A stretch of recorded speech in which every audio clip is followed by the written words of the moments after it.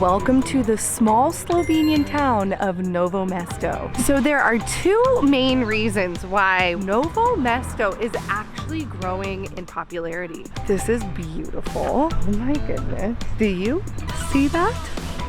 Wow. And here's why Novo Mesto is becoming a hotspot.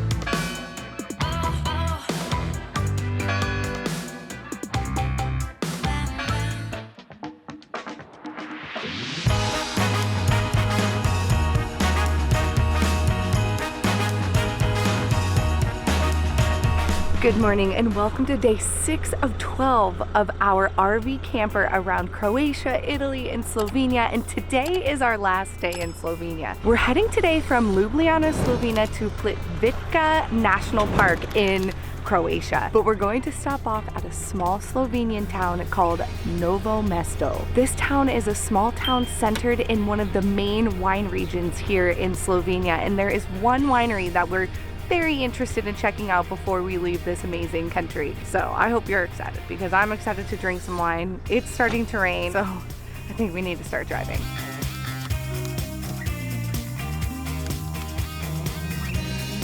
Novo Mesto, Route 105. Signs for Medlika and Srdamel. All right, we have made it and we found a little spot about 15-minute walk outside of the main center area. But driving through, it already kind of seems like a quaint little Slovenian town, I guess. I think that was mowing the lawn, like cutting the grass.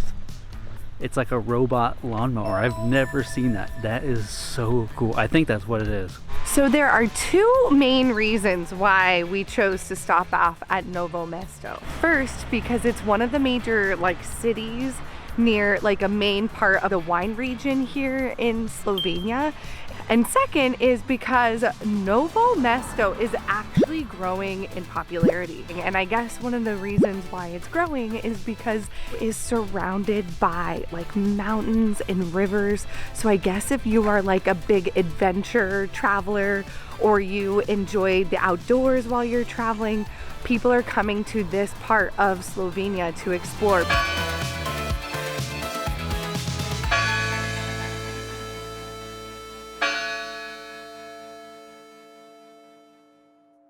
So our first stop is the Kandiški most, and most I guess in Slovenian is bridge. It's the bridge that crosses from the neighborhood over to the main city center or town center. But look at this. I'm pretty sure that this river is called the Kirk River. This is beautiful. Gorgeous. This is beautiful. We much prefer to go to places that are off the beaten path, and let me tell you, this is for sure off the beaten path. It feels like there's 20 people in this whole town, but it's also 11 a.m. on a Wednesday, so people are probably working. It's very quaint and quiet. I almost don't want to talk too loudly because I feel like people are going to stare. They're setting up for something, not sure what it's for, but I want to be part of it. Looks like maybe a festival. Another thing that's known here are antiquing. So there are lots of great antique stores everywhere and also museums. I guess this is where architects and painters from Slovenia are kind of from this region. So you can find lots of museums here and antique stores, which is really cool. That's an outdoor antique store, which is kind of cool. But we're gonna head to the St. Nicholas Church. Nick is very excited for all of the churches named after him, apparently.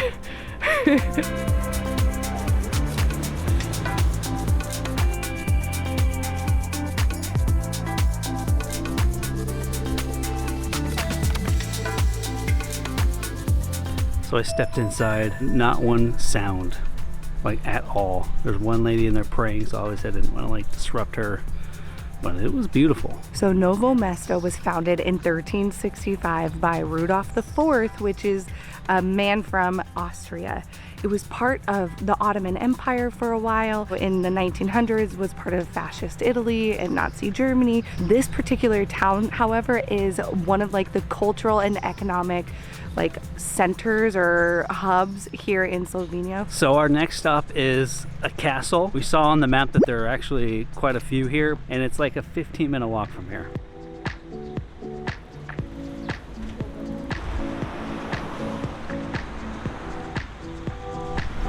So we just got to the castle. Not looking to open. I'm gonna go ahead and say that's a final call right there that it's definitely closed. Yeah, I don't know if you can see that, but they're definitely tearing some things out. So we're gonna head back to the camper. I think we've circled the town. So let's go drink some wine. The winery that we found is close to here on the way back to the highway. I think we deserve some wine now.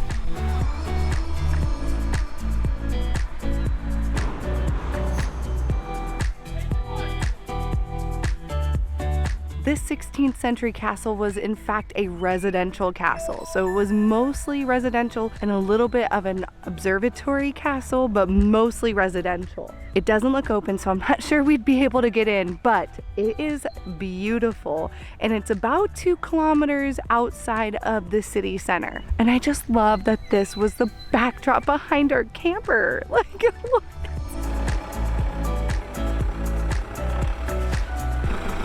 How was that? Easy peasy lemon squeezy.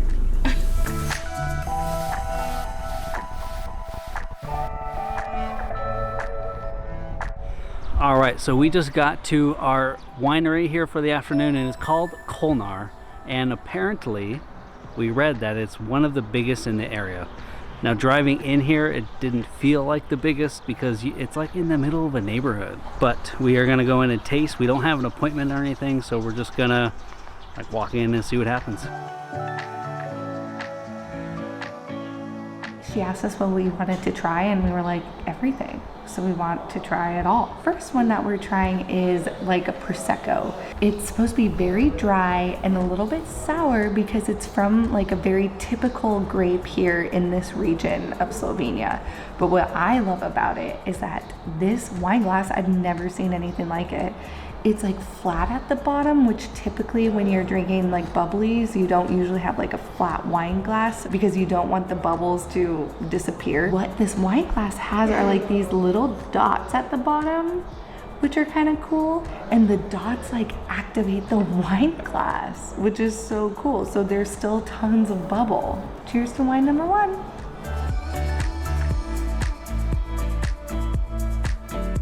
So a bit of like, oh, hello, cheers to me. So a bit of nerdy information. So the reason why it's so light in color is because they macerate it for a lot less time than most wine regions. And if you don't know what maceration is basically soaking the juice in the skins of the grape, and that's what gives wine its color. So like red wine, they typically macerate it for like 3 weeks, 4 weeks before they separate it. But these wines, they said that they only macerate it for like 20 hours to 24 hours, which is less than rosé.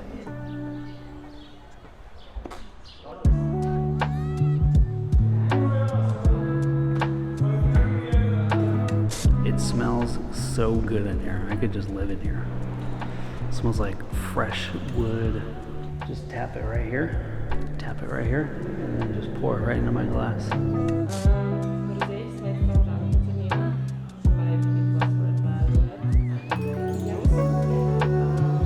So earlier I mentioned how like it's one of the biggest in the area, and after getting a little tour of like the wine cellar and how they make the wine and all that, she said that they make about 100,000 bottles per year.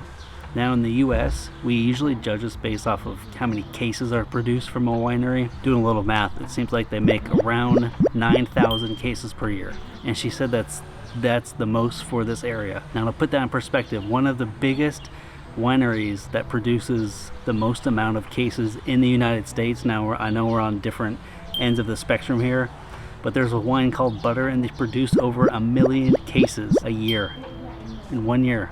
That means they make over 12 million bottles of wine. And if you're ever in this area of Slovenia, definitely come to Colnar because the wine is spectacular. All right, we have finished our tasting. It is currently 3:30, about an hour and a half later than I thought we would leave. But we need to hop on the road. Sam hasn't been talking as much because she's been drinking a whole bit.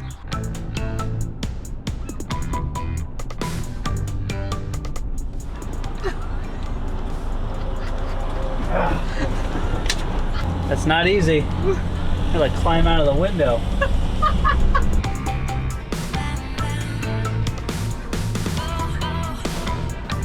Oh, it feels so good to be here. We just set up camp.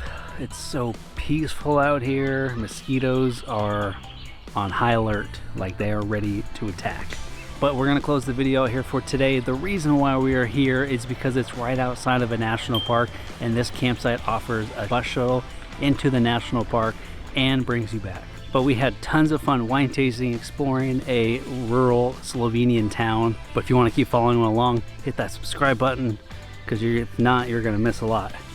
I promise you're gonna want to see tomorrow's video. It's got some epic waterfalls that you would have never expected to be in Croatia. But thanks for sticking around with us today, and until next time, we'll see you on the go.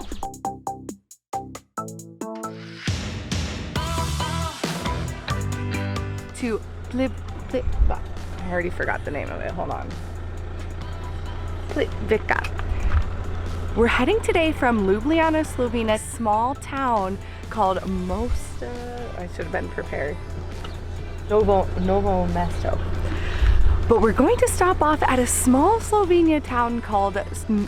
But we're going to stop off at a Bring your money. Do we need money? They knew I was all coming. over Slovenia. They knew I'd be here someday.